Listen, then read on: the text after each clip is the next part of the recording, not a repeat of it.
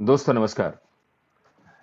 मेरा नाम है नीरज शर्मा और आज शनिवार का दिन है और शनिवार का दिन होता है कथा कहानी का एपिसोड। रात के 8 बजे हैं और मैं आपके लिए हाजिर हूं कथा कहानी का एपिसोड लेकर। हमारे साथ कुछ जुड़े हैं कथा कहानी में। ये लिखते हैं जय श्री राम। ये मुझे लगता है दिनेश भाई हैं, दिनेश शर्मा एम्स्टर्डम से जुड़े हैं। हाँ, लिख रहे हैं नमस्कार भाई साहब। अ, नमस्कार दिनेश। दोस्तों मैं आपको बताना चाहता हूं कि इस प्रोग्राम में हम बहुत सारी सेलिब्रिटीज को, हस्तियों को लेके आते हैं। वो रेडियो से, टेलीविजन से, फिल्मों से, थिएटर से जुड़े हुए लोग हैं। आपने देखा है बहुत लोग आ चुके हैं जिनसे आप मिल चुके हैं। आज मैं आपके साथ सामने एक ऐसी हस्ती को लेकर आऊंगा जो मल्टी टैलेंटेड हैं और वो थिएटर, टेलीविजन, फिल्म, सब जगह उन्होंने आपने उनको देखा है। और जैसे आप उनको देखेंगे तो आप पहचान जाएंगे। ये हैं हमारे आज के खास मेहमान दीपक चड्ढा। दीपक, आपका स्वागत है। नमस्कार जी, नमस्कार। नमस्कार। नमस्कार। अच्छा, मैं इससे पहले कि हमारे साथ और बहुत सारे लोग जुड़े, दीपक, मैं एक आज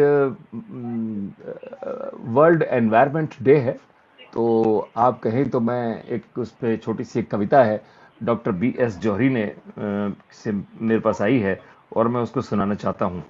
सुना दूं? आपकी जी इजाजत जर हो तो पहले उस कविता को सुना दूं, सर, क्योंकि आज इरशाद। अंतर्राष्ट्रीय अंतर्राष्ट्रीय पर्यावरण दिवस है। तो जी, जी। सुनिए, और आपके साथ साथ हमारे सभी मित्र सुनेंगे इसको, इस कविता को जो मैं सुनाने जा रहा हूं।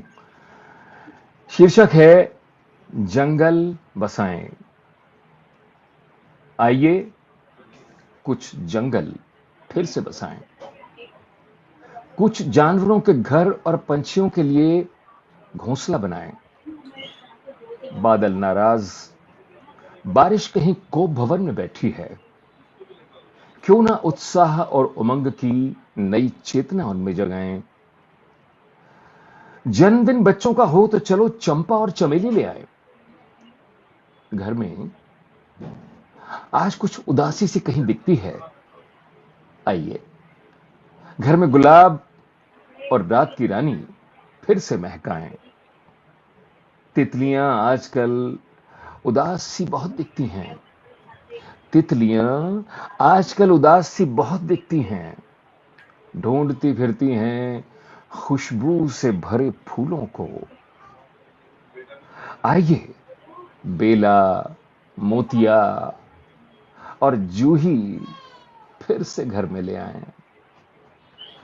तितलियों को जीवन और बच्चों को दौड़ने का कारण दिलवाएं।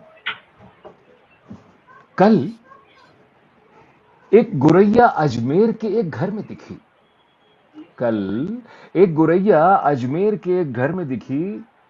मैंने पूछा, अब दिल्ली में नहीं दिखती हो? बोली, दिल्ली में अब फलों के पेड़ नहीं बाकी हैं। आपके लिए तो कबूतर और कौए ही काफी हैं। आइए आइए दोस्तों, आइए फिर से कुछ अमरूद, अनार और जामुन लगाएं और अपनी प्यारी चिड़ैया को वापस बुलाएं। घर की चौखट भी कुछ सूनी सूनी सी बहुत लगती है। घर की चौखट भी कुछ सूनी सूनी सी बहुत लगती है। क्यों ना घर के पूरब में आम और पश्चिम में पीपल लगाएं। नींबू तो समृद्धि का प्रतीक है। घर के ताजे नींबू से खाने का स्वाद फिर से बढ़ाएं। घर के आंगन की तुलसी भी कुछ नाराज सी कहीं दिखती है। आइए एक संध्या का दिया रोज वहां भी जलाएं। बरसों से पेड़ों को बहुत बेरहमी से हमने काटा है। बरसों से पेड़ों को बहुत बेरहमी से हमने काटा है। एक नई कार के लिए घर के बाहर का बाग हमने उजाड़ा है। क्यों ना सरकार से कहें, क्यों ना सरकार से कहें, पेड़ में भी चेतन है। एक एक आधार कार्ड, चलो उनका भी बनवाएं। डॉक्टर बी एस जौहरी, ये मेरे परम मित्र हैं। आज सुबह ये कविता मुझे मिली तो मैंने सोचा कि मैं दीपक के साथ साथ आप लोगों से भी शेयर करूंगा। इनका नाम तो पूरा दीपक चड्ढा है, लेकिन मैं इनको सिर्फ दीपक कहता हूं क्योंकि इनको मैंने बहुत, जब ये छोटे से थे तब से मैंने इनको देखा है। बहुत प्यारी शख्सियत है ये दीपक जो है। और दीपक चड्ढा ने एक दीपक से दीपक चड्ढा बनने में एक बहुत लंबा सफर तय किया है। और उस सफर को तय करने में बहुत समय लगता है, बहुत मेहनत की है इन्होंने। और क्या किया इन्होंने, वो किस्से, वो कहानियां, वो मेमोयर, वो बातें, ये आपको बताएंगे। इस बीच अर्चना प्रभाकर आ गई हैं। पर्यावरण दिवस पर सुंदर कविता। नमस्कार नीरज जी और दीपक जी। नमस्कार नमस्कार अर्चना, थैंक यू वेरी मच इसकी कविता की तारीफ के लिए। लक्ष्मण भाटिया हमारे कॉलेज के साथी हैं। नमस्कार नीरज जी। नमस्कार नमस्कार लक्ष्मण भाई। और अजीत गुप्ता ले, ग्रेट टू सी दीपक भाई। या तो अब मैं दीपक से बात करता हूँ। दीपक, आपको जब मैंने पहली बार जाना तो मुझे लगा, दिनेश शर्मा कह रहे हैं पर्यावरण दिवस पर उपस्थित सभी विद्वान और विदुषों को नमस्कार प्रणाम। जब मैंने आपको पहली बार जाना तो मुझे पता लगा कि आप पंजाब की जो पंजाबी फिल्म इंडस्ट्री है उसमें काम कर रहे थे। तो वो क्या था, जी आप बताएं ना सबको। सर, शुरुआत तो जिंदगी की जो हुई थी वो तो नई दिल्ली स्टेशन से हुई थी, क्योंकि घर हमारा पहाड़गंज में था और मेरे कजन ब्रदर की ट्रैवल एजेंसी थी वहाँ, सुपर फास्ट ट्रैवल के नाम से, गवर्नमेंट से अप्रूव थी, काफी बड़ी ट्रैवल एजेंसी थी। तो एक्टिंग का शौक तो बचपन से ही था। हमारे शॉप पे टिकट्स लेने के लिए गुरदास मान, गुग्गू गिल, योगराज, जगजीत सिंह, ये सब आया जाया करते थे। तो उन्हीं दौरान एक पिक्चर बन रही थी, की बनू दुनिया दा। गुरदास मान जी की सेकंड पिक्चर थी। पहली पिक्चर उनकी थी मामला गड़बड़ है, और उसी पिक्चर के साथ कनेक्टेड फिल्म थी उनकी पुत जटा दे और छोरा हरियाणा का। हम्म। गुग्गू गिल, गुरदास मान, ये सब लोग थे, धर्मेंद्र, शत्रुघ्न सिन्हा, ये सब थे उसमें। हम्म। तो अब उस दौरान में वही होता था कि आप फोटो खिंचवाइए, फिर उसकी कॉपियां बांटिए। तो मैंने भी अपनी एक दो कॉपियां, जगजीत सिंह जी आए उनको दे दी, गुग्गू गिल आते थे उन्हें दे दी, योगराज को दे दी। तो गुरदास मान जी का एक गाना हिट हुआ था उस दौरान में, सरबत संजर हुआ करती थी दूरदर्शन में, आपके हाँ लिए हाँ। प्रोग्राम आता था। हम्म। तो गुरदास मान आते थे, बातें होती थी, उन्होंने बताया चड्डा यार 75 रुपए मिले। तो वो गाना हम्म। गाने गिद्दड़बाह से वो पटियाला शिफ्ट हो गए थे। उन दिनों वो इलेक्ट्रिक डिपार्टमेंट में काम किया करते थे। मैंने कहा हम्म। पाजी मुझे भी एक्टिंग का शौक है। हम्म। कहते तो आजा की बनू दुनिया दी पिक्चर की शूटिंग पे। मैं हम्म। की बनू दुनिया दी पिक्चर की शूटिंग पे चला गया। हम्म। वहां उनके गाना था वंगा ले लो वंगा, हम्म। गुरदास मान जी और मेहर मित्तल जी। तो हम्म। मुझे उन्होंने मेरे गले में हारमोनियम डाल दिया और मैं बजाता जा रहा हूँ और वो अपनी प्रेमिका को ढूंढ रहे हैं। हम्म। वहां शॉट हो गया बहुत बढ़िया। तो मैं हम्म। बड़ा खुश, 5-6 दिन रुका मैं पंचरत्न होटल बठिंडा में। फिर मैं दिल्ली आ हम्म। गया। हम्म। दिल्ली आ गया तो इन्होंने कहा भाई बॉम्बे आ जाओ तभी कुछ बनेगा। हम्म। बॉम्बे आना तो पॉसिबल नहीं था, पैसे भी नहीं थे और दादू, हालात भी, मैं आपको ट्रैवल इसमें एजेंसी एक पे काम काम था। करेगी, इसमें जो तो मैंने कमेंट्स आते रहेंगे उनको दिखा दूंगी। मैंने मंडी हाउस चला गया। मैं मंडी हाउस में सब लोग गार्डन में बैठ के रिहर्सल किया करते थे। तो मुझे वहां गुलशन कुमार जी मिल गए, अभिकल्प ग्रुप हुआ करता था उनका। उन्होंने मुझे अपने साथ रख लिया। तो मतलब उनमें जो था, एक वो था कि उन्होंने मुझे एक ब्रेक अच्छा सा दे दिया, गिद्ध हम्म। ड्राम प्ले में दे दिया, तुम फिर आना एक प्ले में मुझे 3 एंट्रियां दे दी। फिर मैंने हम्म। सरबत संजर जी को बताया। हम्म। सरबत संजर जी ने एक प्ले किया, दरवाजे खोल दो, मल्टी स्टारर प्ले था, उसमें सभी थे, ललित हम्म। परम्यू, कीमती आनंद, जावेद, शाहिद, मतलब दिल्ली के सब नामचीन लोग थे जो आज बॉम्बे में बैठे हैं। हम्म। तो हम्म। मुझे सरबत संजर जी ने 3 एंट्रियां दरवाजे खोल दो में दी, एक हम्म। मद्रासी की, एक पंजाबी की और एक दिल्ली वाला जो लड़का था। तीनों अलग अलग गेटअप में थे। हम्म। वो मेरे लिए बहुत अच्छा रहा वो प्ले। फिर हम्म। कुलदीप गोसाई हुआ करते थे, आप शायद जानते होंगे, एचकेएल भगत जी हाँ। के पीए। हम्म। हम्म। तो उनसे मैं मिला जाके, वो हम्म। बहुत प्यार करते थे मुझे। तो HKL भगत जी के पीए भी थे, तो कांग्रेस ऑफिस में हम चले जाते थे, उनके पास बैठे रहते थे। उन्होंने फिर मुझे नया कोतवाल प्ले में लिया अपने एज ए हवलदार। मैंने किया, तो मुझे वहां गोल्डन जुबली शो जो हुआ, ताजदार बब्बर और मिसेस HKL भगत से अवार्ड मिला। तो मैं बड़ा खुश हुआ। तो मुझे जब मैं घर आता था, शीशा देखता था, तो उम्र के हिसाब से भी और दिल्ली की उस टाइम जो पर्सनैलिटियां आती थी, गुग्गू गिल, धर्मेंद्र, गुरदास मान, राज बब्बर, शत्रुघ्न सिन्हा, विनोद खन्ना, अब उनके मुकाबले में जब मैं अपने आप को देखता था तो गाल पिचके हुए, नाक लंबा सा। ये जो नाक आज आपको ठीक ठीक दिख रहा है, उस टाइम पे नाक ऐसे लगता था जैसे किसी ने चिपका दिया है मेरे ऊपर। और 18-20 साल की उम्र, तो वो पिचका हुआ बिल्कुल। लेकिन शीशे में मुझे लगता था, जब मम्मी कहती थी कि मेरे बेटा तो हीरो है, तो वो हीरो माँ का कहने का मतलब और था, हम उसको हीरो को दूसरा हीरो समझ बैठे। फिर हमने क्या किया, एक दिन सामान वगैरह उठाया और बॉम्बे आ गए। बॉम्बे जिन जिन लोगों ने कहा था कि आ जाओ, कोई दिक्कत नहीं होगी, उन सब लोगों ने समय बोला, फलाने दिन आना, फलाने दिन आना। और मैं बॉम्बे सेंट्रल स्टेशन पे एक बड़ा सा सूटकेस लेके खड़ा था। 84, 85, 86 के दौरान की बातें हैं ये। अब मैं सूटकेस लेके जाऊं कहाँ? नई दिल्ली स्टेशन में मेरी जो शॉप थी, superfast travel, Amrit Kaur market, वहां कुम्हार बैठा करते थे बहुत सारे। उनमें से मुझे याद आया कि एक कुम्हार को बॉम्बे में कॉन्ट्रैक्ट मिला है मिट्टी के बर्तन बनाने का, कांदीवली स्टेशन पे उसका स्टॉल लगता है बड़ा। मैं उसके पास गया तो उसको उन्होंने 15-20 कमरों की चौल दे रखी थी, जिसमें मटके, खिलौने, ये सब कुम्हार जो बनाते थे मिट्टी के बर्तन, वो बनाता था। और वो वहां बनने के बाद भट्टी लगा रखी थी, वो पकते थे और बिकते थे कांदीवली स्टेशन पे, मलाड में, दोनों जगह। मैंने उसको कहा, उसने तो मुझे ऐसे रखा जैसे पता नहीं सुदामा के घर कृष्ण आ गए होते हैं। बलवीर नाम था उसका। तो बस वहां से फिर जर्नी शुरू हुई, और जर्नी वही चौल में रहने वाली जर्नी। फिर मैंने एक ब्लैक पैंट और जीन की पैंट, ये मेरा रोज का डालने का हिसाब होता था। और व्हाइट पैंट कमीज मैं अपने बैग में, छोटा सा बैग कंधे पे होता था, उसमें रख लेता था। फिर रामानंद सागर जी को मिलना, BR चोपड़ा जी के यहाँ जाना, विक्रम और बेताल, रामायण उन दिनों बन रही थी, दादा दादी की कहानियां आती थी, तो उनमें छोटे छोटे रोल मिलने लग गए। उनके ऑफिस में जाना तो कहीं जंगल झाड़ झूड़ देख के व्हाइट पैंट कमीज डाल लेनी, बाहर आना फिर उसको बैग में डाल लेना, फिर अपनी वही ब्लैक शर्ट, टी-शर्ट और वो डाल लेना।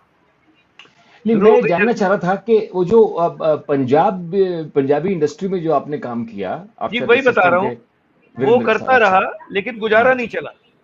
अच्छा। काम मिला नहीं, मिला तो उस टाइम पे 5 रुपए, 15 रुपए, 10 रुपए मिलते थे एक आर्टिस्ट को। तो वो फिर मुझे गुरदास मान ने कहा, जगजीत जी ने कहा एक दिन कि चड्डा, ऐसे तो एक्टर तो तू बन नहीं पाएगा, तेरा लुक है नहीं, अब तू आ ही गया बॉम्बे तो असिस्टेंट बन जा। मैं फिर असिस्टेंट बन गया। फिर यश चोपड़ा जी के यहाँ उनके एसोसिएट थे दिलीप नायक, जिन्होंने उन दिनों फिल्म बनाई थी नाखुदा, मैं उनका असिस्टेंट लग गया, तो पैसे अच्छे मिलने लग गए। फिर उसी दौरान मेरी मुलाकात हुई धर्मेंद्र जी से। उनके भाई थे अभय देओल जी के फादर अजीत पाजी, और एक उनके सांडू भाई थे जगदर्शन। उन्होंने मुझे कहा, तू पंजाबी फिल्मों में आ जा चड्डा, तेरे जैसे असिस्टेंट की जरूरत है, क्योंकि आज तो अलग अलग डिपार्टमेंट है, उस जमाने में 3 ही असिस्टेंट होते थे, chief assistant director, first AD और सेकंड एडी, तीनों ही सारा काम देखते थे। मैं लग गया। फिर मेरी तकदीर मुझे ले गई वीरेंद्र जी तक। जगजीत जी की डेथ हो गई, तो वीरेंद्र जी ने मुझे ले लिया मंथली पैकेज पे। वीरेंद्र जी के साथ मैंने 18 फिल्में की, एज ए चीफ असिस्टेंट से लेके एसोसिएट डायरेक्टर तक। वाह। एक फिल्म थी 6 दिसंबर 1988 को, जट ते जमीन, उसकी शूटिंग चल रही थी, गाने के शूट चल रहा था, पट लिया पतली पतंग मुंडा जट ने पट लिया पतली पतंग। आतंकवादी आ गए वहां पर। 6 दिसंबर 1988 रात को 8:20 पे स्टेज लगाया हुआ था हम लोगों ने, तो आतंकवादियों ने गोलीबारी शुरू कर दी। वो मारने आए थे। वहां जगदेव सिंह तलवंडी एक मिनिस्टर हुआ करते थे जी। तो वो जगदेव सिंह तलवंडी की सिक्योरिटी को वो पार नहीं कर पाए, उनको इजी टारगेट मिल गया वीरेंद्र भाषी जी, वीरेंद्र जी, धर्मेंद्र के, धर्म जी के भाई, बुआ के लड़के, काफी बड़े सुपरस्टार थे। उन्होंने उनको मार दिया।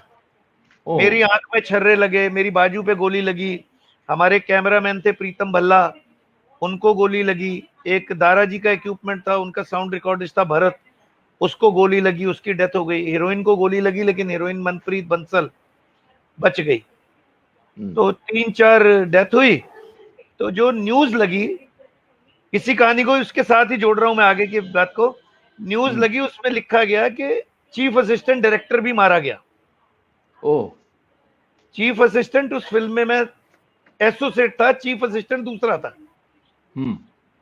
लेकिन वही है कि लोगों को उस टाइम पे तो असिस्टेंट ही होते थे ना जी, ये तो हम कहने के लिए हम बांट लेते हैं कि जी chief assistant, associate, assistant mean assistant. मेरे फादर को दिल्ली में पता लगा, फोन फान तो मोबाइल वोबाइल का तो जमाना था नहीं, वो अपना आए तो उन्होंने पूछा, उन्होंने कहा जी लुधियाना में जिनकी डेथ हो गई है उनकी बॉडी रखी है, और जो घायल है उनको वहां रखा है, वार्ड में रखा है। मेरे डैडी पहले गए, सब बॉडियां देखी, उन्होंने कहा जी वो कह रहे हाँ कुछ बॉडी यहाँ है, कुछ दूसरे हॉस्पिटल में।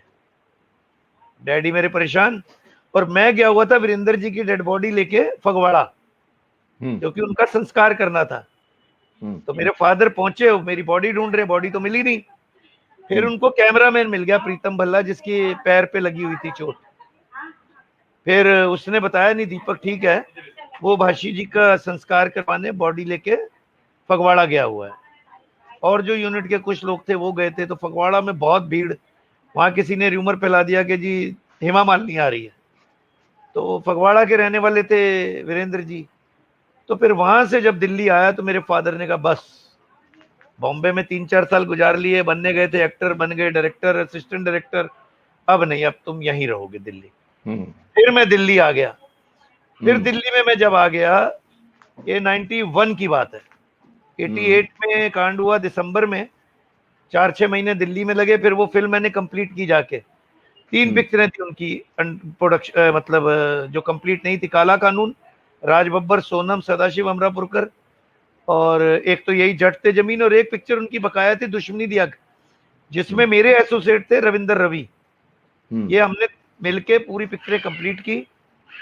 90 में कंप्लीट करके फिर मेरे फादर ने कहा जो काम लिया है वो करो और वापस आओ। फिर आया तो 91 में आपसे मुलाकात हुई मेरी। फिर आप मुझे लेके गए एज एन एक्टर। आपने मुझे सही मायने में पहला एज ए विलन ब्रेक दिया था, तो आरंभ टेली फिल्म में दिया था, जिसमें मेरी proper as a individual villain character की एंट्री हुई। फिर उसके बाद आपके साथ किया मैंने एज एन एक्टर क्या बात है, कॉमेडी शो आपने वो जो सब कवियों को लेके बनाया था। हाँ, ये फिल्म सिटी में किया था, दिल्ली में फिल्म सिटी में किया था, क्या बात है। नोएडा में। जी हाँ जी, क्या बात है। फिर मैंने आपके साथ बुंदेलखंड में एक फिल्म की, एक हसीन इत्तेफाक। फिर उसके बाद प्रीति सप्रू जी से मेरे बहुत पुराने ताल्लुकात, मेरी बड़ी बहन की तरह है। उन्होंने 3 उनके दूरदर्शन के सीरियल पास हुए। फिर वो लिखे भी मैंने, जमीर की आवाज बहुत हिट हुआ, सैलाब। तो फिर उनके साथ मैं जम्मू चला गया। फिर उन्होंने डायरेक्टर लिया अरशद खान को। अरशद खान बड़ा नाम था इंडस्ट्री में, जिन्होंने दादागिरी, अपने दम पर, कई फीचर फिल्में बनाई थी। उनके साथ मेरी दोस्ती हुई। तो फिर मैं उनके साथ 2007 में वापस बॉम्बे आया। फिर उन्होंने मुझे अपनी फिल्म में ब्रेक दिया, एक पहली नजर का प्यार, ट्रम्प कार्ड, शैडो। ऐसे करता करता फिर मैं अच्छी दुकान चल पड़ी बॉम्बे में। फिर घर ले लिया। फिर बस शुरुआत आपसे कह सकता हूं। अच्छा, ये बताओ कि ये तो मैं पूछूंगा, तुमने फिल्मों में काम किया है, और मुझे तुम्हारी फिल्म में कौन सा बढ़िया रोल सबसे लगा, और वो भी जिक्र करेंगे, तुमसे पूछेंगे। आपने जो वहां शिमला में फिल्म की थी जी, आरंभ, उस फिल्म को करते हुए कैसे लगा, और वो रोल कैसा था आपका? वो फिल्म तो मेरे लिए मील का पत्थर साबित हुई ना सर। अच्छा, वो फिल्म मतलब, लो शशि प्रभा आ गई, शशि प्रभा आ गई। क्या बात है, प्रोड्यूसर साहिब ये आ गई। प्रोड्यूसर थी उस फिल्म की, ये प्रोड्यूसर थी शशि प्रभा उस फिल्म की, आरंभ की। शशि, ये आरंभ की बात बता रहे हैं, सुनिए आप भी। हाँ, बताइए। आरंभ फिल्म में अच्छा एक्सपीरियंस रहा सर, सबसे बढ़िया एक्सपीरियंस तो ये रहा कि लोग हनीमून मनाने शिमला जाते हैं, मैं शूटिंग करने शिमला गया था पहली बार अपनी लाइफ। अच्छा अच्छा। मैंने शिमला को पहली बार आपके द्वारा, शशि प्रभा जी के द्वारा आरंभ किया मैंने शिमला से अपने आप को। आरंभ या पिक्चर से एक विलन निकला आरंभ। हाँ। मैं याद है कि दोस्तों इसने दीपक ने उसमें एक बड़ा नेगेटिव सा कैरेक्टर किया था। ये शशि प्रभा है, हमारी मित्र हैं, ये इस फिल्म की प्रोड्यूसर थी और पूरी यूनिट हमारी वहाँ पहुंची हुई थी फागू में। और पूरा हमने एक गेस्ट हाउस बुक किया हुआ था बहुत बड़ा। और उसमें ये बात मैं अजीत भाई अभी करूंगा, बताऊंगा दीपक को। और उसमें दीपक ने एक बड़ा नेगेटिव कैरेक्टर किया था और इतनी खूबसूरती से इन्होंने उस नेगेटिव कैरेक्टर को किया। उसके बाद मैंने इनसे एक बात कही थी, ये खुद ही बताएंगे। आपने कहा था कि विलन ही बनना, किरदार जब भी निभाना नेगेटिव निभाना, पॉजिटिव के चक्कर में जल्दी अपनी दुकान मत बंद करवाना। और मुझे बड़ी खुशी है कि आप जो हैं आपने वो बरकरार रखा है। और मैं अभी बात करूंगा आपके टेलीविजन सीरियल और फिल्म्स के बारे में। फिल्म से भी आपने बहुत अच्छा काम किया है। अजीत भाई लिख रहे हैं Deepak help me in many projects in Mumbai. करने कराने वाला तो वो था सर, हम तो जरिया थे। तो क्या किया ये तो बताएं, आप इसके किस्से तो बताएं कुछ। ये तो अजीत जी का सहयोग रहा, उनका आशीर्वाद रहा। मैंने उनकी हेल्प नहीं की, हेल्प तो उन्होंने मेरी की।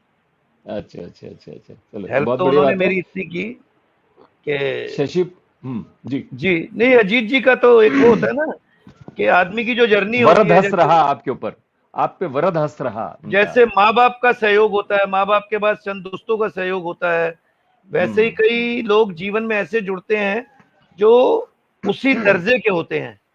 हम्म। वो सायादार पेड़ होते हैं जो जमाने के काम आते हैं और जब सूखने लगते हैं तब भी जलाने के काम आते हैं। क्या बात है, क्या बात है। वाह तो वाह वाह इनका वाह, तो बहुत अच्छी सहयोग वो बात कही। रहा। हमारे अजीत जो जी से अजीत मैंने भाई हर हैं। वक्त मुस्कुराते रहना सीखा है। क्या अजीत जी बात से है, मैंने ये सीखा है कि हर बड़ी से बड़ी मुश्किल को भी हंस के पार कर जाओ, क्या मुस्कुराते, बात वो है, हो जाएगा यार, वो हो जाएगा सर, क्या बात प्रॉब्लम है। वो हो जाएगा, मैं कह रहा हूँ ना हो जाएगा, और वो हो जाता है। ये शशि प्रभा कह रही हैं बात सुन के, वेरी गुड। और शशि आप दूसरी कोई फिल्म बनाइए और मैं डायरेक्ट करूंगा। और अब तो he is a very well known face. Deepak, Deepak को हम लेंगे उस फिल्म के अंदर और देखिए कितना जबरदस्त नेगेटिव रोल इनसे करवाएंगे हम लोग। चलिए ये तो रही बात ये। अच्छा आपने इसके साथ साथ आपने फिल्मों के अंदर भी, पहले टेलीविजन सीरियल के अंदर आपने काम किया, उसमें किस जी, तरीके से। शशि कह रही श्योर। टेलीविजन सीरियल सर, मैं यहाँ जब आया स्ट्रगल करने, तो हम्म मैं एक चीज ठान के आया था कि जब मुझे दूसरी बार ब्रह्मांड को चलाने वाली शक्ति ने यहाँ भेजा है, हम्म तो कुछ तो सोच के भेजा है। 3 बेटे हो गए मेरे, हम्म दिल्ली में अच्छा कारोबार सेट हो गया मेरे फादर के आशीर्वाद से, मेरे हम्म फादर के सहयोग से। मैं दिल्ली में एक अच्छा मकाम बना चुका था, वो मुकाम हासिल कर चुका था। फिर मुझे लगा कि अब जब बॉम्बे में बुलावा आया है, क्या हुआ कि दिल्ली में हमारी प्रॉपर्टी है थोड़ी सी पहाड़गंज में, तो मेरे हम्म घर में दूरदर्शन के बहुत बड़े पोस्ट पे रहते थे, एक डायरेक्टर ही थे या उससे भी बड़ी पोस्ट थी, डॉक्टर हम्म दिलजीत सिंह, शायद आप लोगों हम्म ने नाम सुना होगा। बिल्कुल बिल्कुल, हाँ। डॉक्टर दिलजीत सिंह को जो गवर्नमेंट क्वार्टर मिला था, उनको वो ना सूट करके मेरा घर सूट कर गया, फर्स्ट फ्लोर। अच्छा। तो डॉक्टर दिलजीत सिंह मेरे घर पे रहने आ गए, फर्स्ट फ्लोर उनको मैंने किराए पे दे दिया पूरा। हम्म दूरदर्शन के एक डायरेक्टर थे राजेश कौल, उन्होंने कश्मीर के 2-3 डायरेक्टर और थे, वो मेरे घर पे किराए पे हम्म उनको कमरे दिलवा दिए, जो किराए खाली पड़ी थी हमारी पूरी बिल्डिंग, एक फ्लोर पे हम रहते थे। उनके यहाँ किशोर डैंग एक प्रोड्यूसर है दिल्ली के, जी जी जी। उनका आना जाना होता था, उनके शोज चल रहे थे, हम्म करण द डिटेक्टिव, और एक शो हम्म उनका चल रहा था हम सफर, जी द जी जी। ट्रेन। तो डॉक्टर साहब थे और जो जम्मू कश्मीर के कुछ डायरेक्टर मेरे घर में डिप्टी डायरेक्टर किराए पे रहते थे। हम्म उन्होंने किशोर डैंग को बोला, भाई दीपक चड्ढा को, हम्म उनमें से एक डायरेक्टर की तबीयत खराब हो गई कुछ। हम्म तो जो हमारे पिताजी ने सिखाया है कि घर में जो भी आए मेहमान नवाजी में कोई कसर ना रहे, तो हम्म उनका थोड़ा ख्याल रखा बच्चों ने, मैंने, वाइफ ने, खाना पीना ये। हम्म तो फिर उन्होंने कहा तुमने इतना काम किया है तो चलो हम तुम्हारे लिए बात करते हैं। तो उन्होंने दूरदर्शन के 2-3 प्रपोजल जो उनकी जद में पास हुए होंगे, उन्होंने किशोर डेंग साहब को बोला भाई दीपक को अपने शो में डालो। तो किशोर डेंग जी ने मुझे करण द डिटेक्टिव में डाला। करण द डिटेक्टिव में मैंने किरण कुमार भाई जी के साथ काम किया, तो भाई जी के साथ एक बड़ी अच्छी ट्यूनिंग हो गई मेरी। फिर डॉक्टर साहब ने और उन कश्मीर के डिप्टी डायरेक्टर्स वगैरह जो थे, उन्होंने किशोर डेंग को बोला भाई जो तेरा नया शो पास हुआ है हम सफर द ट्रेन, उसमें इसको one of the lead character दो। तो आसिफ शेख के साथ मुझे पैरेलल हीरो कह लीजिए या पॉजिटिव क्या बात है, किरदार कैरेक्टर दिया गया। फिर मैं बॉम्बे आ गया। फिर मैंने बॉम्बे में आके पीजी कमरा ले लिया है, पीजी में रहने लगा।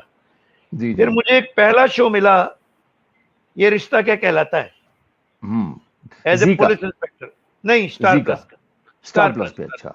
जो अभी भी चल रहा है सर, बंद कहाँ हुआ है, 2007 से चल रहा है वो। तो ये रिश्ता क्या कहलाता है में मैंने एक दबंग पुलिस इंस्पेक्टर हरियाणवी कैरेक्टर की किरदार को निभाया। फिर उसी प्रोडक्शन हाउस का मुझे विदाई सीरियल मिला एज ए इंस्पेक्टर।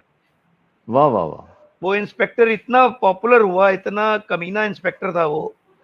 उसके बाद फिर मुझे वो शो के साथ साथ ही एक शो मिला देवी एज ए पुलिस इंस्पेक्टर। फिर गुनाहों का देवता एज ए पुलिस इंस्पेक्टर। फिर तो पुलिस इंस्पेक्टर का यह आलम था कि हर शो में पुलिस इंस्पेक्टर चाहिए। तो मुझे लोगों के फोन आए कि अभी से पहले जो इंस्पेक्टर आता था वो यू आर अंडर अरेस्ट बोलता था। विदाई, ये रिश्ता क्या कहलाता है, गुनाहों का देवता, देवी, चांद छुपा बादल में बहुत शो हैं कि भाई इंस्पेक्टर ने परिभाषा बदल दी इंडस्ट्री में। ये आता है, गर्दन टेढ़ी करता है, गले में लॉकेट डालता है, कान में बाली, दाढ़ी बढ़ा के रखता है, 2 बटन ऊपर के खोल के रखता है, ये खेलता है इंस्पेक्टर। फिर मुझे इंस्पेक्टर मिलने लग गए सर। अच्छा, इंस्पेक्टर का कोई रोल वही बटन खोल के और ऐसे करके जो बोलता था, एक डायलॉग हो जाए उसका। इंस्पेक्टर का, हाँ, बना लो कोई भी डायलॉग, स्टाइल वही नहीं रखो। एक था बड़ा अच्छा था। हाँ, क्या? वो सारा खान हीरोइन थी उसमें, सारा खान जो आज तो बहुत बड़ी स्टार बन गई है, और पारुल चौहान। तो किंशुक महाजन था उसमें, उसको जेल में बंद कर देते हैं। मैं इंस्पेक्टर ही था, बहुत तंग करता हूं उनको, बहुत बड़ा परिवार दिखाया था आगरा का। तो वो खाना लेके आती है अपने देवर के लिए। तो वो मैंने बनाया था कुछ ऐसे, क्योंकि मुझे हिंदी में स्क्रिप्ट देते थे वो लोग, हरियाणवी में खुद बनाता था उसको, दिल्ली की तरफ से वो करता था। रे भाभी जी, रे खाना तो बहुत ही बढ़िया बनाया था, और के बढ़िया बनाती हैं, भिंडी तो घनी स्वाद बनाई थी, अगली बार जब भिंडी बनाए थोड़ी ज्यादा बनाना हमारी खातिर। भाई कमाल है, पहली बार देखा ऐसा राजवंश परिवार। भाभी देवर संग घूमन लाग रही है, और जीजा जी संग घर में ही सेटिंग कर ली है। हम पुलिस वाले मर गए हैं के? इस तरह का कैरेक्टर था, वो स्वाद लेता था। देखिए, ये शशि प्रभा लिख रही हैं, दीपक आपकी परफॉर्मेंस देखकर दिली खुशी होती है, गॉड ब्लेस यू। और शशि प्रभा एक और चीज लिख रही हैं, भाई जी वो मेरे लिए है, मेरी लाइफ की बेस्ट फिल्म है जो आपकी डायरेक्शन में बनी थी। दोस्तों मैं आपको बता दूं, ये शशि प्रभा प्रोड्यूसर थी, मैं डायरेक्टर था आरम फिल्म का, और ये उसके दीपक भाई इसके अंदर हमारे वो बने हुए थे विलन। और सुचित्रा जी हमारे साथ जुड़ी हुई हैं, सुचित्रा जी की बिटिया भी उस फिल्म में थी, सुचित्रा जी हैं ये, उनकी बिटिया ने भी इसमें काम किया। और बहुत से और लोग थे, सविता शर्मा भी थी। और सबसे बड़ी खुशी की बात यह है कि इन्होंने कहा कि वो मेरी फिल्म लाइफ की बेस्ट फिल्म थी, बहुत मजा आया। बेबे से बात करो फोन पर, अजीत भाई लिख रहे हैं। बोल के बता दो यार, बोल के बता दो। वो तो कमाल ही था सर। वो तन्नू वेट्स मन्नू फिल्म की बात कर रहे हैं वो। हाँ, उन्होंने लिखा है कि I like to the most in Tanu वेस्ट मनु। उस फिल्म का क्या नाम हुआ लिखा है। जयश्री जी भी जुड़ गई हमारे साथ। जयश्री जी आपका स्वागत है। आरम भाई रिमेंबर, और जयश्री जी ने भी आरम में काम किया था भाई। जी हाँ, जी हाँ, जयश्री तो स्पेशल अपीयरेंस था इनका, बहुत बढ़िया काम किया था जयश्री जी आपने उस फिल्म में। तो बताओ ना यार, वो सुनो यार बेबे। नहीं, तन्नू वेट्स मन्नू से तो बल्कि मेरे बेटे गुरु हरकिशन पब्लिक स्कूल में एडमिशन हो गया था इसी बात पे। अच्छा, कैसे? तो पहले मैं तन्नू वेट्स मन्नू का किस्सा बताता हूँ सर। हाँ। मेरा एक शो चल रहा था चांद Chhupa Badal Mein, as a hmm. Police inspector, negative police inspector. मैं था, कार्तिक सबरवाल, हम्म। किंशुक और हम्म। अभिषेक तिवारी, अच्छे डायरेक्टर कट्स प्रोडक्शन का था। जी। तो उसमें मुझे विभा छिब्बर जी हैं एक्ट्रेस, बहुत बड़ी एक्ट्रेस हैं, नजदीकी हैं। हम्म। उन्होंने मुझे आके कहा, कहती मैं इंस्पेक्टर को स्पेशल मिलने आई हूँ, मेरा दिल करता है जब तुम स्क्रीन पे आते हो कि तुम्हें पकड़ के मारना शुरू कर दूं। मैं इतना कमीना इंस्पेक्टर एक्टर मैंने नहीं देखा। आलोकनाथ जी भी साथ में थे, कहते दो मेरी तरफ से भी लगा देना यार, इतना घटिया इंस्पेक्टर मैंने सोच भी नहीं सकता करना, ये तो करता कैसे है यार तू। अच्छा। तो उस दौरान क्या हुआ कि मैं रात को, बाइक होती थी मेरे पास, गाड़ी नहीं थी उस जमाने में, हम्म। तो मैं अपने घर की तरफ जा रहा था। तो रात को 9:30-10 बजे जब पैकअप हुआ तो मैं एक फ्रूट वाली शॉप पे रुका, पटरी पे जो फ्रूट लगाते हैं गोरेगांव एमजी रोड पे। जी। मैंने उससे कहा, मैंने कहा ये सेब कैसे दिए, चीकू कैसे दिए, ये चीजों के रेट पूछ रहा था। तो वो लेडी अंदर से आई, वो चॉल्ट, वो बरसाती सी जो बना के बैठते हैं, कहती सर मैं आपको जो चाहिए फ्री ले जाओ, पर रणवीर राजवंश को छोड़ दो। अच्छा, मेरे ख्वाबो ख्याल में भी नहीं है क्या बोल रही है, थका आ रहा आदमी, शूटिंग से आ रहा है। मैंने कहा नहीं, आपको गलत फहमी है, मैंने किसी को नहीं पकड़ा हुआ। कह रही नहीं, आप पुलिस इंस्पेक्टर हो ना। मैंने कहा अभी भी मुझे याद नहीं आ रहा क्या बोल रही है, ये क्यों बोल रही है। मराठी थी, लैंग्वेज भी वैसी। कह रही आपने वो रणवीर राजवंश को पकड़ा हुआ ना। तो अब मुझे रियलाइज हुआ, अरे किंशुक की बात कर रही है। उसमें एक डायलॉग था, ना ना ना ना रणवीर राजवंश जी ना, ये जेल है, थारे बाप का इश्क करने का अखाड़ा ना ये, कि जा कभी भाभी आ रही है और कभी जीजी आ रही है, ये अतर सिंह यादव की जेल है, चल अंदर डाल 9:30। तो मैंने कहा माता जी वो मेरे हाथ में नहीं है, मैं तो एक एक्टर हूं। तो उसके बाद मैं घर आ गया। घर आ गया तो मेरी वाइफ सोनिया का फोन आया कि 4 दिन के बाद करवा चौथ है। मैंने कहा करवा चौथ है, टिकट के पैसे नहीं जेब में। आपको एक बात बता दूं, हमारी इंडस्ट्री में जो काम करते हैं लोग, जितने लोग, आप आज जो काम करेंगे उसकी पेमेंट इस महीने को छोड़ के आफ्टर 90 डेज मिलेगी। समझ लीजिए 120 डेज का आपका वो चलता है। उस टाइम पे तो नए नए आए थे, शो कर रहे थे, जो आता था घर का किराया, बिजली का बिल, पेट्रोल, इसी में ही। मैंने कहा यार मुश्किल है करवा चौथ पे आना। तो चलो जी, बात हो गई। मुझे मेरे एक मित्र थे परवेज भाई, उनका फोन आया, कहते चड्डा जी एक फिल्म है तन्नू वेट्स मन्नू, करोगे। मैंने कहा कर लूंगा। कहते जी 2 रोल है उसमें, एक तो पूरा रनिंग रोल है जो महीने मतलब आपको 40-50 दिन देने पड़ेंगे। मैंने कहा जी वो तो मैं नहीं कर पाऊंगा। अगर आपने तन्नू वेट्स मन्नू देखी हो तो एक लड़का जो कंगना से इश्क करता है, जिससे वो दारू मांगती है, वो कहता है जी पौवा है मेरे पास, वो कहती है ला दे, और बाइक पे उसकी लेके उसको पीछे बिठा के उसकी बाइक पे घूमती है। कहते और एक रोल है बहुत अच्छा रजिस्ट्रार का, वो कर लो आप, 1 दिन का काम है। मैंने कहा जी काम तो चलो 1 दिन का 2 दिन का, फ्लाइट की लूंगा टिकट और जाऊंगा कल, परसों शूटिंग नहीं करूंगा, परसों में रुकूंगा दिल्ली में, करवा चौथ मनाऊंगा। फिर करवा चौथ मनाने के अगले दिन सुबह की शताब्दी देना, सुबह की शताब्दी से आऊंगा जलंधर, वहां से मुझे ले जाना जहां आपकी कोट कपूरा, मलेर कोटला जहां भी शूट है, शूट करके रात को आऊंगा दिल्ली, और रात की फ्लाइट देना। चांद छुपा बादल में 5 दिन का एडजस्ट करूंगा डेटों को, शेड्यूल है। हाँ। क्योंकि चांद छुपा बादल तो किचन चला रहा था ना, वो शो रोज शूटिंग हो रही थी। कहते ठीक है, बजट भी बड़ा शानदार मिल गया। अब हम दिल्ली आए, करवा चौथ के लिए तो आए थे, फिल्म के लिए थोड़ी आया था, मैं तो करवा चौथ के लिए आया था। करवा चौथ मनाया, अगले दिन सुबह शताब्दी पकड़ी, जलंधर पहुंच गए। वहां से मुझको ट्रीटमेंट तो फिल्म का 5 स्टार ही होता है जी। नए नए थे तो पहली बार 5 स्टार भी फिल्म का देखा था, पैसे खर्च के तो पिताजी ने कई बार दिखाया था, लेकिन फ्री में देखने का पता है आपको, फिल्म इंडस्ट्री में मजा ही अलग है।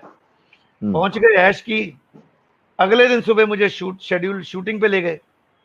मैं पहुंचा, हिंदी फिल्म का तामझाम पहली बार मैंने सही मायने में देखा था।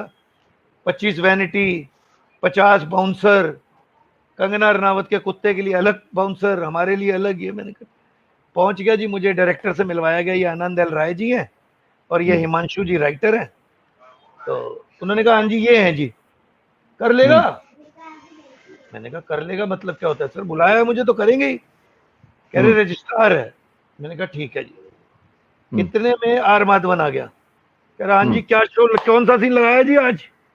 उन्होंने कहा वही रजिस्ट्रार वाला। कह रहा क्या यार वही रजिस्ट्रार वाला, कितने दिन करोगे रजिस्ट्रार कर? मैं वहां से थोड़ा सा हिल गया।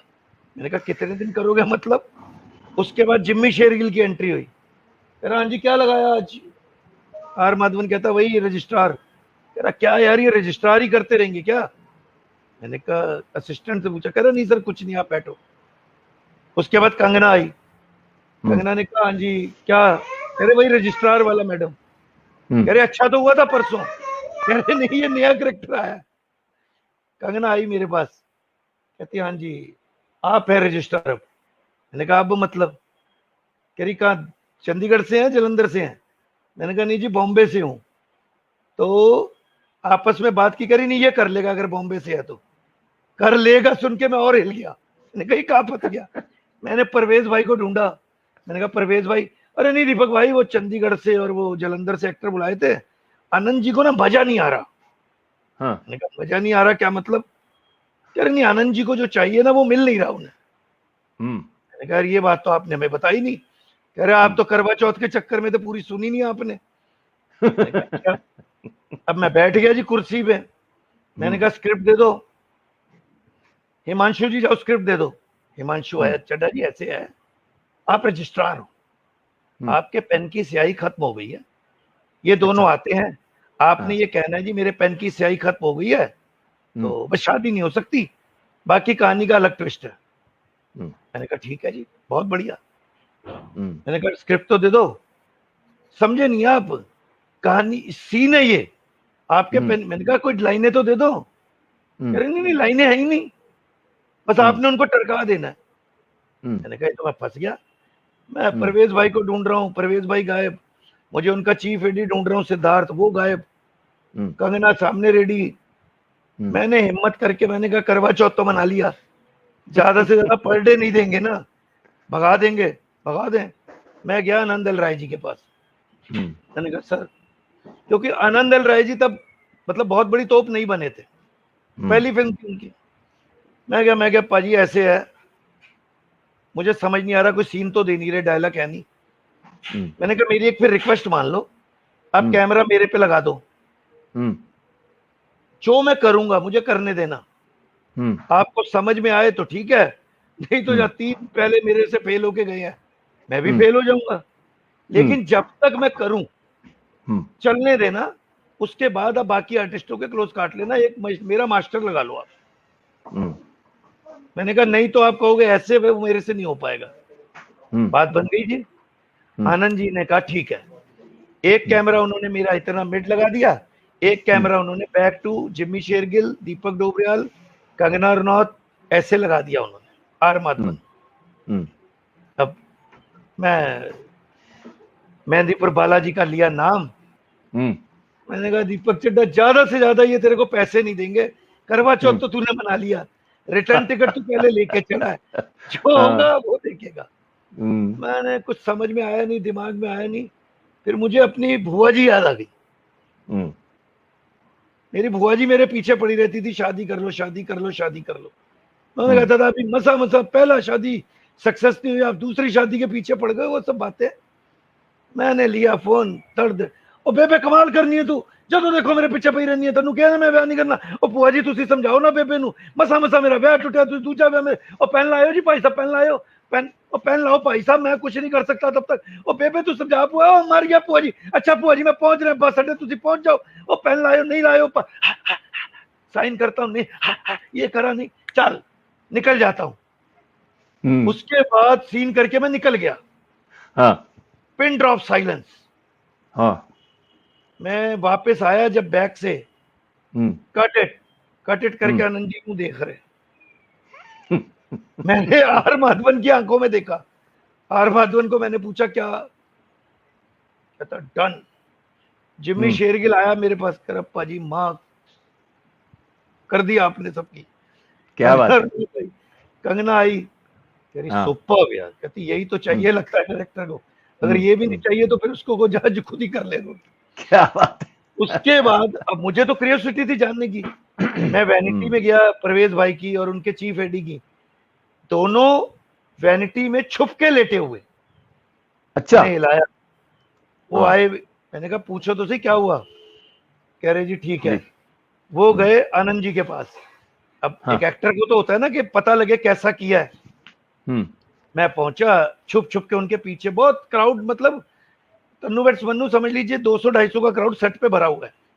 हम्म आनंद जी ने, आनंद जी से परवेज भाई ने पूछा चड्डा जी ने कैसा किया, अरे यार उस साथ बंदे ने तो मार। अब वो डर गया, कह रहा मतलब हम्म ये भी फेल, हम्म और ढूंढे, कह रहे अरे हाँ, यार यही तो चाहिए था मुझे, ये एक्टर छुपा के कहाँ रखा था तुमने इतने दिन से, क्या बात है, इसको क्या पहले बात क्यों नहीं लाए। तो परवेज भाई कहते ये बजट से बाहर था, है। क्योंकि यहाँ अच्छा। से वो, क्योंकि उस फिल्म में क्या हुआ था, ये फिल्म बीच में रुक गई थी, कंगना हाँ। रनौत बुलेट से गिर गई थी, हम्म तो फिल्म बड़ी रगड़ रगड़ के बनी है। हम्म फिर आनंद जी आए मेरे को वैनिटी में मिलने, कह हम्म रहे यार कमाल कर दिया, तुम पहले मिलते तो मैं तुम्हें वो वाला रोल देता। मैंने कहा जी हम्म वो रोल भी मुझे इन्होंने बोला था, लेकिन मैं 45 डेज आपको दे नहीं पाऊंगा, क्योंकि मैं हम्म डेली सोप करने वाला आदमी हूँ। तो मेरे हम्म 2 शो चल रहे हैं, एक चांद छुपा बादल में चल रहा है, और एक हम्म मेरा अन्नू की हो गई वाह भाई वाह चल रहा है। हम्म फिर बॉम्बे आया, तो जब तन्नू वेट्स मन्नू रिलीज हुई, फिर हम्म वही प्रॉब्लम, मैं दिल्ली ज्यादा रहता था क्योंकि फैमिली दिल्ली में थी। हम्म मेरे फादर को लास्ट डेज के अंदर कैंसर हो गया था, तो वो इंडिया आते हम्म जाते रहते थे और कीमो वगैरह करानी होती थी, तो मैं शो छोड़ के दिल्ली चला जाता था। मुझे हम्म परवेज भाई का फोन आया, चड्डा जी वो डबिंग है। हम्म मैंने कहा जी आ जाएंगे, फ्लाइट की टिकट दे दो, आने की भी और जाने की भी। कह हम्म रहे यार ट्रेन की नहीं मिल रही, आप फ्लाइट की बात कर रहे हो। मैंने कहा तो मैं तो नहीं आ पाऊंगा अभी। हम्म कहते ठीक है फिर किसी और से करा लेते हैं। हम्म मैंने कहा "ओके।" इसमें कोई बुरा मानने वाली बात भी नहीं थी। हम्म मैं गया नहीं, उन्होंने डबिंग करा ली, हम्म फिर फिल्म बंद हो गई। फिर हम्म 2-3 महीने के बाद मुझे परवेज भाई का फोन आया, मैं फिर दिल्ली था। हम्म कह रहे यार तुम दिल्ली थे, मैंने कहा नहीं मैं बॉम्बे आया था, आपको बोला तो था करा लो, आपने कहा किसी और से करा ली। कह रहे नहीं यार वो आनंद जी को मजा नहीं आ रहा। मैंने कहा ठीक है टिकट दे दो मैं आ जाता हूँ। कह रहे यार फिर वही हाँ। बात, भाई टिकट कहाँ से हम्म दे दें आपको, यहाँ ट्रेन की टिकट नहीं मिल रही, आप फ्लाइट की मांग रहे हो। हम्म मैंने कहा जी मैं तो दिल्ली हूँ। हम्म फिर मैंने कहा, कहते अच्छा किसी और से करा लेते हैं। मैंने कहा करा लो। फिर हम्म उन्होंने दूसरे डबर से करा ली। फिर हम्म मैं 15-20 दिन महीने के बाद बॉम्बे पहुंचा, मैंने कहा परवेज भाई मैं आ गया हूँ। हम्म कहते नहीं दीपक भाई वो उन्होंने करा ली है, अब लग रहा ठीक है। मैंने कहा हम्म ओके। फिर हम्म उसके 2-3 महीने के बाद फोन आया, दीपक भाई डबिंग। मैंने कहा आप तो कह रहे थे करा ली, कह रहे नहीं हम्म कराई, अभी कहा हूं? हम्म मैंने कहा अभी तो बॉम्बे में हूँ। कहते तो हम्म जल्दी आ जाओ यार लक्ष्मी स्टेट। मैं हम्म पहुंचा, मैं पहुंचा तो एडिटर से लेके वहां पानी पिलाने वाला तक हम्म सब मुझे ऐसे मिले जैसे पता नहीं बनवास काट के राम आए होते हैं। कहते आ हम मराठी लोग हैं, कुछ साउथ इंडियन थे। हाँ। कहते जब जब थक जाते हैं सब ये करके डबिंग रिलैक्स करते हैं, हम्म तो कहते हैं यार वो हम्म रजिस्ट्रार लगा दो, सारे एक्टर। कहता है जब हम भी बोर हो रहे होते हैं तो रजिस्ट्रार लगा दो। क्या क्या खेला बात है, आपने, एक पेन को लेके एक क्या पेन बात का। है, लोगों को वो बड़ा क्या बात पसंद आया जो हम बचपन में करते थे ना, साइन करते थे, हा, हा, है। ये हाँ। करके फिर थूक लगा के चलाते थे, फिर यूं यूं करेक्ट करते थे। करेक्ट। वो एक बड़ी हाँ। लोगों को चीज अच्छी लगी। तो फिर बहुत मैंने बढ़िया, डबिंग की जी। फिर बहुत डबिंग बढ़िया। करके हाँ। फिर उसके बाद मुझे एक शो मिला, बड़ा हिट हुआ मेरा, ससुराल सिमर का। हम्म वो शो में अप डाउन करता था दिल्ली, मेरे फादर आए हुए हम्म थे, हम्म तो मैंने उनको डेट दी थी मंडे टू थर्सडे। अच्छा। थर्सडे शाम को मैं गरीब रथ पकड़ के दिल्ली आता था, फ्राइडे सुबह। हम्म फ्राइडे को मेरी वाइफ बच्चे तैयार रखते थे, डैडी को पूरा तैयार बना के, डैडी मेरे बड़े जेंटलमैन थे आप जानते हैं, मैं टाई जानता हूँ, वाई बहुत पूरा बहुत बढ़िया स्टाइल था इंसान थे। उनका। मैं जानता हूँ, और हाँ बिल्कुल। तो उनको रेडी रखते थे। मैं गरीब रथ से निजामुद्दीन से घर आता था, आके चाय पानी पिया पिया, नहीं तो डैडी को लेके उनकी कीमो कराने जाता था आरएमएल में। आरएमएल से हम्म करा के आता था। हम्म फ्राइडे की रात को उनकी तबीयत बिगड़ जाती थी, आफ्टर कीमो तबीयत बहुत बिगड़ जाती है। हम्म फिर सैटरडे को मैं गरीब रथ पकड़ता था, संडे को सुबह बॉम्बे पहुंचता था, Sunday Monday Tuesday Wednesday Thursday फिर ससुराल सिमर का करता था, फिर क्या थर्सडे बात को है, क्या जाता था। बात है। तो देखो 5 कीमो हमारे हो साथ गई। बहुत बढ़िया, हमारे साथ बहुत से लोग जुड़े हुए हैं। ये मंजरी स्नेह वर्मा जुड़ी हुई हैं, बॉम्बे से हैं, विविध भारती में काम करती हैं। धीरज जी और दीपक जी को नमस्कार, आपको भी नमस्कार स्नेह जी। मंजरी जी, और कह रही हैं बहुत रोचक लग रहे हैं किस्से। जयश्री अरोड़ा जुड़ी हुई हैं हमारे साथ। जयश्री जी, आपका बहुत बहुत स्वागत है। और सुभाष गुप्ता जुड़े हुए हैं, थिएटर स्टॉलवर्ड्स। सबसे पहले हमें अभी प्रोग्राम के 2-3 हफ्ते पहले सुभाष जी आए थे, अभी इनको दोबारा से बुलाएंगे हम। ये वो हस्ती हैं जिनके कंधों पे हमारा थिएटर टिका हुआ है। सुभाष जी, आपको प्रणाम, और जल्दी मैं आपको दोबारा कष्ट देने वाला हूं। और मैं दोस्तों एक बात बताना चाहता हूं, आपका ये जो शशि प्रभा के लिए हमने फिल्म बनाई थी, ये शशि प्रभा है आरंभ, जिसमें दीपक चड्ढा ने उसमें नेगेटिव कैरेक्टर किया, और मैंने इनको सलाह दी थी अगर नेगेटिव कैरेक्टर आप करते रहें। इन्होंने मेरी बात को माना। और उसके बाद मैं बताना चाहता हूं आपको, मैं मधुकर पांडे आ चुके हैं। मधुकर जी, आपका स्वागत है। मैं अभी आपका वो पढ़ूंगा कमेंट जरूर। और दोस्तों, इस दुनिया में छुपे रुस्तम बहुत होते हैं। नजर तो आते हैं एक्टर, लेकिन कैमरे के पीछे होता है डायरेक्टर, टीम, सब पूरी यूनिट लगी होती है। लेकिन फिल्म बनती कहां है? फिल्म बनती है एडिटिंग टेबल पर। इस फिल्म के एडिटर थे निरंजन, और निरंजन के नाम से एडिट करते थे हमारे अजीत गुप्ता। शशि, ध्यान है आपको? बहुत अच्छा लग रहा है, कह रहे हैं बहुत अच्छा लग रहा है दीपक के कुछ से सुनकर। मेरी सारी फिल्म, सारे जितने प्रोजेक्ट मैंने किए हैं अजीत भाई ने एडिट किए हैं, and he is A fantastic editor. क्या बात है। और भारत भूषण जी जुड़ चुके हैं। भारत भूषण शर्मा, नमस्ते नीरज जी। ये बहुत थिएटर कर्मी हैं, बहुत सीनियर, मेरठ के। भारत जी, आपका स्वागत है। मधुकर पांडे, हर फिल्म निर्माण ऐसे ही रोमांच एवं अद्भुत स्मृतियों की एक यात्रा होती है। बहुत अच्छा लग रहा है, अपने दिन याद आ रहे हैं। धन्यवाद पांडे जी, आपका बहुत बहुत। और दिनेश शर्मा एम्स्टर्डम से, all this interesting to hear. Yes Dinesh, you are right. और रश्मि मुदगल झिंगरान लिख रही हैं, ससुराल सिमर का थोड़ा ज्यादा ही लंबा था। I would congratulate you for such great roles. Thank you. और शानू जी जुड़ी हैं, सेम हियर, एम्स्टर्डम से शानू जी जुड़ी हैं। शानू जी, आपका स्वागत है, आपको नमस्कार। और शशि जी कह रही है यस, नमस्ते निरंजन जी। अरे अजीत भाई हैं ये, निरंजन जी अजीत भाई का नाम है। और शशि ने feeling so funny amongst great legends. Shashi ने प्रॉमिस किया है कि वो अगला प्रोजेक्ट बनाएंगी, फिल्म बनाएंगी, मैं डायरेक्ट करूंगा, और दीपक तुमको उसमें धांसू नेगेटिव रोल करना है। शशि ने प्रॉमिस कर लिया है। अच्छा, ये इतनी सारी फिल्में आपने की और इतना सारा आपको करने को मिला, इट्स वेरी इंटरेस्टिंग। इनमें से कुछ बातें तो मुझे भी नहीं मालूम थी। तुमने अपने फादर की बात की, मैं उनको प्रणाम करता हूं। सच ए थॉर, सच ए जेंटलमैन। और मुझे मतलब दिनेश जानता है, आप जानते हैं और मैं जानते हैं, उनको इस दुनिया में नहीं है। हम उनको प्रणाम करते हैं, और तुम उनको आज भी याद करते हो, ये तुम्हारा बड़प्पन है, तुम्हारा ग्रेटनेस है। अच्छा, अब आ जाते हम। मैं बीच में एक बात बताना चाहूंगा। हाँ, बोलो ना।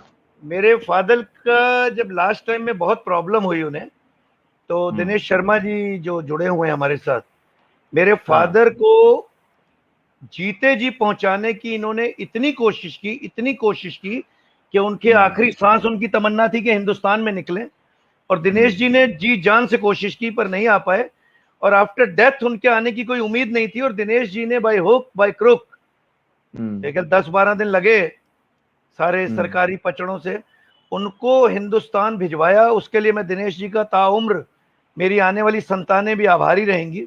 इनके सहयोग के बिना मेरे डैडी जीते जी तो नहीं आ पाए, लेकिन मरने के बाद भिजवाने में इन्हीं का ही सहयोग, इन्हीं का ही मेहनत, इन्हीं का सब कुछ रहा, वरना मैं हिंदुस्तान में उनकी बॉडी नहीं ला पाता, जिसको बॉडी बोला जाता है।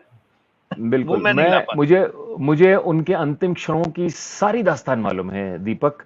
दिनेश ने भी मुझे बताया, तुमसे भी बवाल, उसका जिक्र नहीं करेंगे क्योंकि वो दिल को कष्ट पहुंचाने वाली बातें हैं। सुचित्रा जी जुड़ी हुई हैं। वाह वाह सुचित्रा जी, आपका बहुत बहुत धन्यवाद आने के लिए। अरे दीपक भाई, आपने रुला दिया। यस, मैं वो बात नहीं करूंगा क्योंकि मुझे मालूम है कि उन अंतिम पलों में क्या हुआ था। मैं जानता हूं वो जो पल थे, मैं वो बात नहीं करूंगा क्योंकि वो उससे मन दुखी होता है, मन दुखी होता है। चलो हम इस पे आ जाते हैं, दीपक। तुमने अभी, मैंने देखा, तुमने मुझे कहा कि मैंने एक फिल्म की है, आप इसको जरूर देखिएगा। मुझे पता चला, मैंने वो फिल्म ओटीटी प्लेटफॉर्म पे देखी, उसका नाम था नेल पॉलिश। जी, नेल पॉलिश।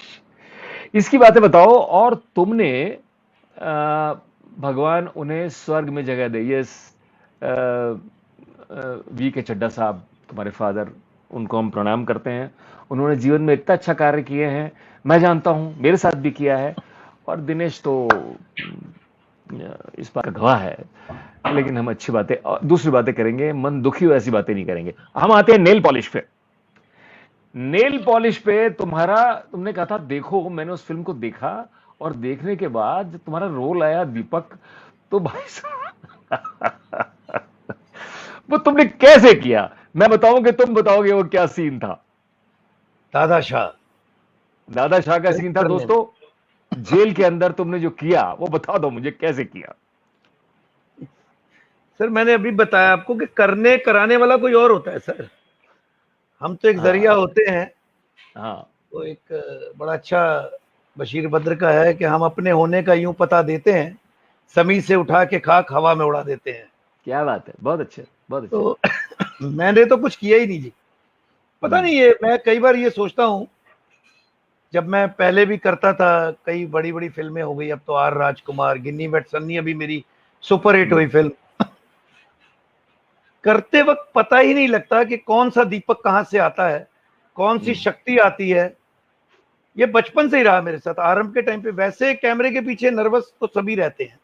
हम कुछ सेलिब्रिटियां जो मेरे से बड़े सेलिब्रिटियां हैं, जब उनके साथ बैठते हैं तो कहते हैं यार जब तुम पहले दिन आए थे डायलॉग बोले यार फाड़ दिया।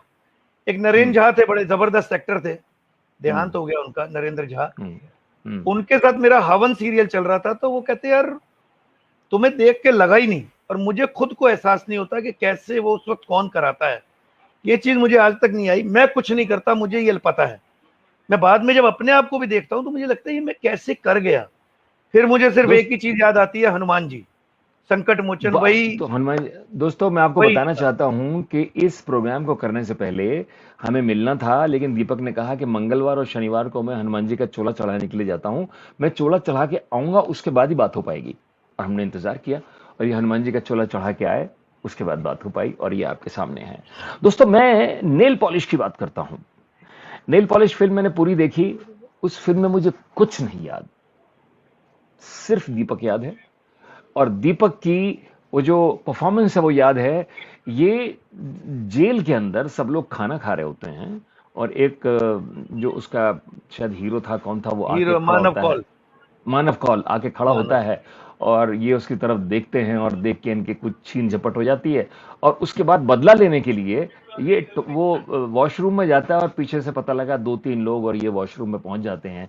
और वॉशरूम में पहुंच के भाई साहब इन्होंने क्या रेप किया उस आदमी का, मैं बता नहीं सकता।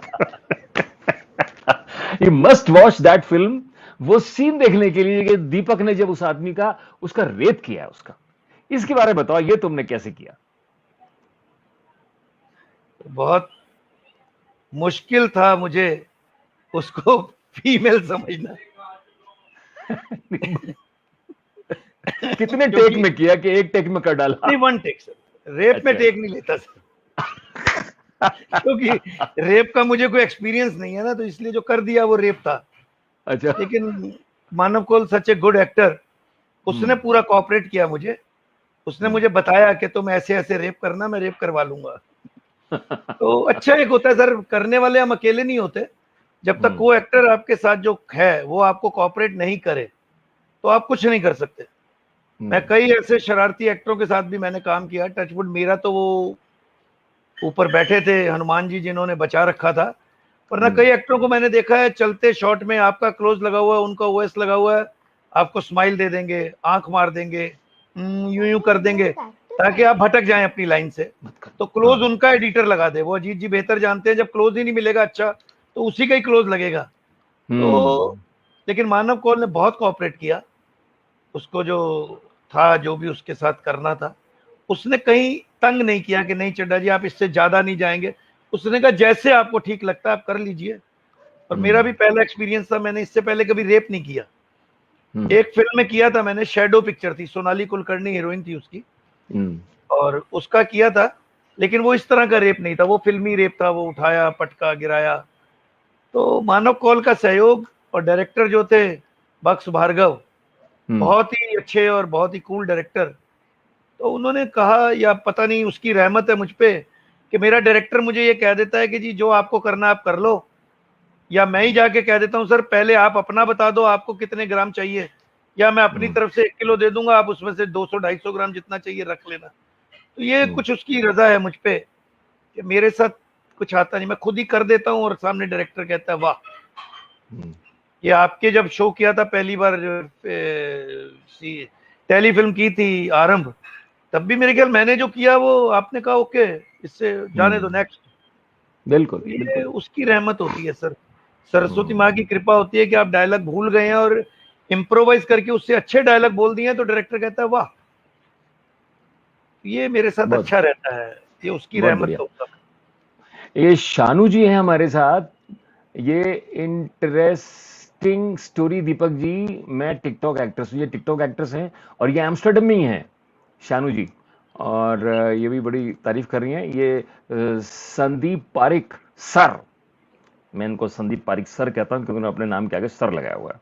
कहते हैं हकीकत, ये बीकानेर से हैं। और दीपक आज किसका जन्मदिन है? दीपक आज आज किसका किसी का जन्मदिन नहीं है? जन्मदिन? कल परसों था, क्योंकि अजीत भाई ने लिखा है आज दीपक के घर किसका जन्मदिन है। नहीं नहीं सर, वो जन्मदिन था 6 मई को मेरे बेटे का, लक्ष्य का। अच्छा अच्छा।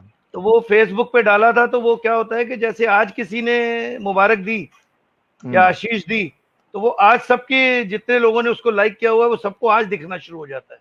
सही बात है, बहुत तो बढ़िया। वो 6 मई को था मेरे बड़े बेटे लक्ष्य का। वो टोरंटो में रहता है, एमबीए हाँ। करने गया हुआ है, तो वहाँ लॉकडाउन था तो मैंने उसको कहा इंडिया आ जा, जब तक लॉकडाउन नहीं खुलता तो इंडिया में रहो।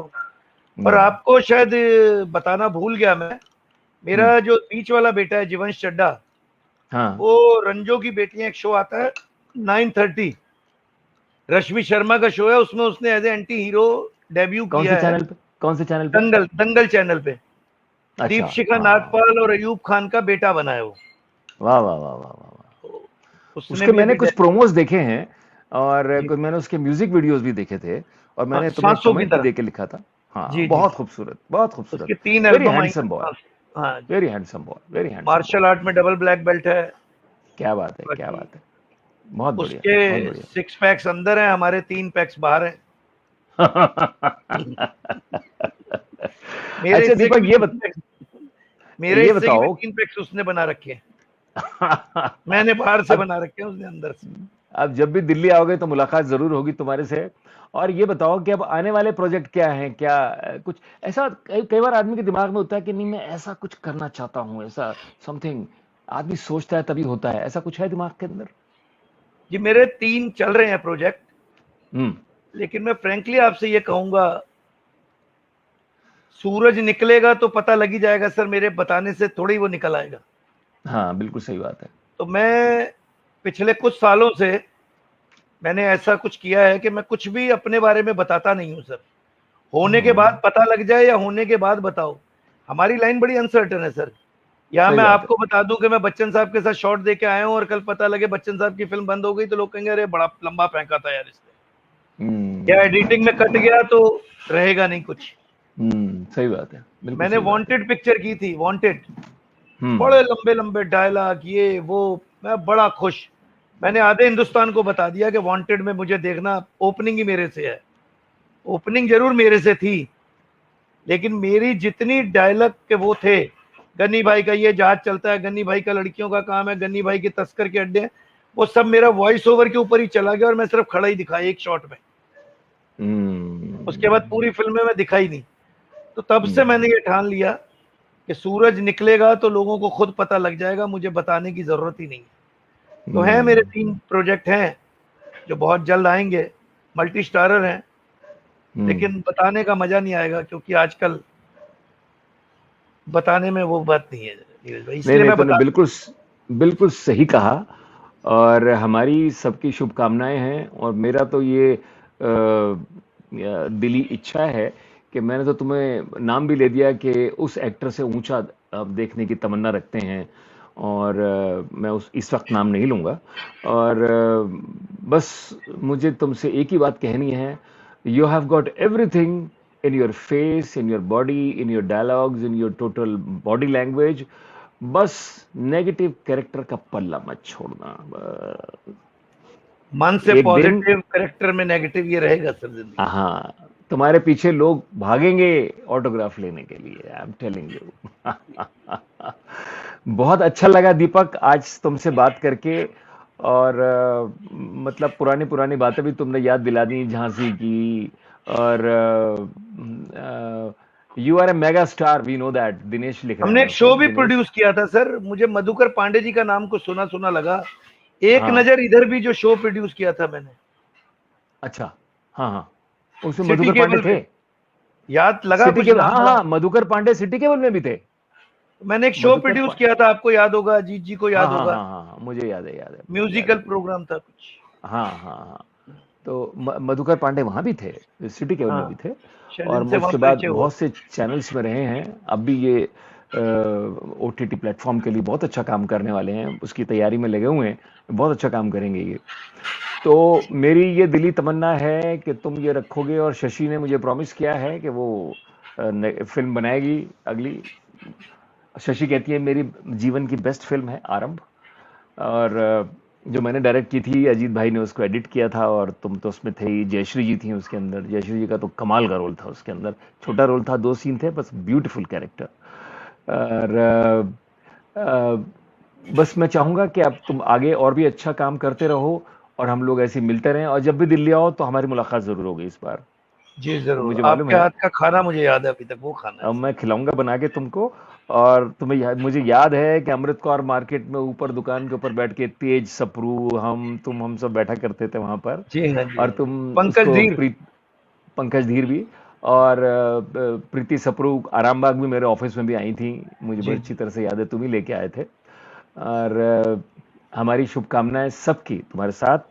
और तुम्हारे जो बच्चे हैं, तुमने बड़ी मेहनत की है उन पे। एक तो सुपरस्टार बनने वाला है, एक बाहर पढ़ रहा है बच्चा। जब मेरे घर पे दीक्षा देने के लिए आए थे पुरी के शंकराचार्य स्वामी निश्चलानंद सरस्वती जी महाराज, ये बात है 97 98 की। उस वक्त ये घर पे बैठे हुए थे, कीर्तन चल रहा था, और स्वामी जी ने, शंकराचार्य महाराज ने इसको, सिर्फ इस बच्चे से बात की थी। उस बच्चे को मैंने अभी देखा, मेरी उसको देख के मेरी बाछें खिल गई, मुझे बड़ा अच्छा लगा। इतनी भारी संतों की कृपा उसके ऊपर। I am inspired by Deepak ji, Shanu जी लिख रही हैं, आई एम इंस्पायर्ड बाय दीपक धन्यवाद। जी। यस, यस शानू जी, ये बहुत मेहनती कलाकार हैं, और ऐसे कलाकार बड़े कम होते हैं। तो मैंने दीपक को शुरू से देखा है। मुझे याद है कि इनके फादर लेट वी के चड्डा साहब उससे कह रहे थे कि दीपक आया तो मैं चाहता हूँ आपके साथ काम करे। जब उन्होंने दिल्ली बुला लिया था इनको, फिर दीपक और मैं मिले, और हमने बहुत काम किया आगे साथ में। और मैं दीपक को काम करते हुए देखता हूँ। दीपक, आपको तो मुझे बहुत अच्छा लगता है। May God bless you. आप खुश रहें, सुखी रहें, स्वस्थ रहें, सानंद रहें, और इसी प्रकार आगे बढ़ते रहें। और शशि जब अगली फिल्म बनाएंगी जो मैं डायरेक्ट करूंगा, उसके अंदर आपका रोल पक्का जबरदस्त नेगेटिव कैरेक्टर आपको करना होगा। और मैं अब तुमको कैसे कहूं, धन्यवाद करूं तुम्हारा, ये क्या कहूं, नहीं जी, तुम आए शो के ऊपर। आशीर्वाद आशीष बस। आशीर्वाद तो हमेशा है तुम्हारे साथ, जी। हमेशा शायद तुम्हारे साथ आशीर्वाद है। You are a very nice person, बहुत ही तुम फर्मा बरदार हो। मुझे दीपक जी, मुझे याद आ गया, बहुत वक्त बीत गया, हम लोगों की शक्लें भी बदल गई हैं। मधुकर पांडे लिख रहे जी जी जी जी जी। हैं। पर दिल वही है। दिल वही है। दिल वही है, पर दिल है हिंदुस्तानी। तो दोस्तों, ये हम लोग इस कार्यक्रम को आज यहीं विराम देंगे। आपने दीपक के साथ ये सारी बातें सुनी, और दीपक ने आपको बताया भी कि क्या ज़बरदस्त चीज़ ये इन्होंने क्या मुकाम हासिल किया है, और किस तरीके से हासिल किया है। इन्होंने पूरी कहानी आपको सुनाई। आई मुझे पूरी उम्मीद है कि आपने ज़रूर सुना होगा और मज़ा आया होगा उसके अंदर। अब अम, अगले प्रोग्राम में हमारे साथ आ रही हैं दिल्ली की अर्चना प्रभाकर। दीपक, मैं बता दूं आपको, अर्चना प्रभाकर आ रही हैं। अर्चना प्रभाकर ने अपने स्वयं में तो बहुत सारी उपलब्धियां की हैं, ये बताएंगी। इन्होंने ये आर्टिस्ट है, रेडियो की, टेलीविजन की, थिएटर की, और इन्होंने जो मेंटली रिटार्डेड बच्चे होते हैं ना, मेंटली चैलेंज्ड बच्चे होते हैं, उनके लिए उस स्कूल में पढ़ाती थी, ये बहुत काम किया है। जयश्री जी लिख रही है, great Deepak, keep it up, keep growing, not in girth, yes yes, he will do it. बहुत बढ़िया इंसान है दीपक। और मैं बता दूं, अर्चना प्रभाकर के बारे में बता रहा था, और अर्चना प्रभाकर का एक और परिचय भी है। हमारे देश के एक बहुत बड़े राइटर हुए हैं जनाब विष्णु प्रभाकर, ये उनकी सुपुत्री हैं। तो हम अर्चना के मुंह से अर्चना की उपलब्धियां सुनेंगे, उसके जीवन के किस्से सुनेंगे, और हमें पूरी उम्मीद है कि अर्चना हमें आदरणीय विष्णु प्रभाकर जी के विषय में भी बताएंगी। तो अर्चना के माध्यम से हम विष्णु प्रभाकर जी को भी जानेंगे। आवारा मसीहा जिनका उपन्यास है, वाह वाह, क्या बात है। Archana, we are looking forward for next Saturday, जब आप आएंगी और आपसे हम लोग बातचीत करेंगे। तो दोस्तों, आपसे विदा लेता हूं मैं आज, और थैंक्स करता हूं दीपक का। मे गॉड ब्लेस यू दीपक। आप खुश रहें, स्वस्थ रहें, सानंद रहें, आपके बच्चे तरक्की करें, और सोनिया का बहुत बड़ा योगदान है आपकी जिंदगी के अंदर, ये मैं जी जानता जी। हूँ। सोनिया इनकी वाइफ का नाम है। और मैं जब भी बम्बई आऊँगा, दिल्ली आओगे तो भी अपने हाथ का बना के तुमको खिलाऊंगा, और बम्बई आऊँगा तब भी तुम्हारे घर भी बनाऊंगा। जी और जी, बहुत अच्छा लगा मुझे। Thank you very much, and see you दोस्तों। धन्यवाद। अगले शनिवार को रात को 8 बजे अर्चना प्रभाकर आएंगे आपके लिए, इंतजार करिएगा। तब तक के लिए खुश रहिए, हंसते रहिए, मुस्कुराते रहिए, और मास्क लगाइए, सैनिटाइजर का इस्तेमाल कीजिए, सोशल डिस्टेंसिंग का भी पालन कीजिए। देखिए, सोशल डिस्टेंसिंग। अच्छा, एक और बात बता दूं, ये प्रोग्राम दोस्तों मेरे से नहीं है, ये प्रोग्राम है हमारे आने वाले गेस्ट, जैसे आज दीपक चड्ढा आए, और आप लोगों से ये प्रोग्राम है। आते रहिए, ये महफिलें सजाते रहिए। आज मैंने डॉक्टर BS जौहरी की आपको वो एक कविता सुनाई जो पर्यावरण पे लिखी है। मैं उसकी आखिरी लाइनों के साथ इस प्रोग्राम को खत्म करूंगा, जो हमारे उन्होंने लिखा है। दीपक, आप भी सुने। उसकी जो आखिरी लाइनें हैं वो बहुत जबरदस्त हैं अपने आप में, और वो लाइनें हैं, हम भूल चुके हैं पेड़ लगाना, फलों के, फूलों के, सब कुछ भूल चुके हैं। गुरैया चली गई है, उसे ढूंढ के लाना है। बरसों से पेड़ों को बहुत बेरहमी से हमने काटा है, बरसों से पेड़ों को बहुत बेरहमी से हमने काटा है। एक नई कार के लिए घर के बाहर का बाग हमने उजाड़ा है। क्यों ना सरकार से कहें, क्यों ना सरकार से कहें, पेड़ में भी चेतन है। एक एक आधार कार्ड चलो उनका भी बनवाएं। इन पंक्तियों के साथ डॉक्टर BS जौहरी की ये पंक्तियां हैं, मेरे बड़े प्यारे दोस्त हैं वो। आई विश कि वो सुन रहे हों, नहीं तो बाद में देखेंगे।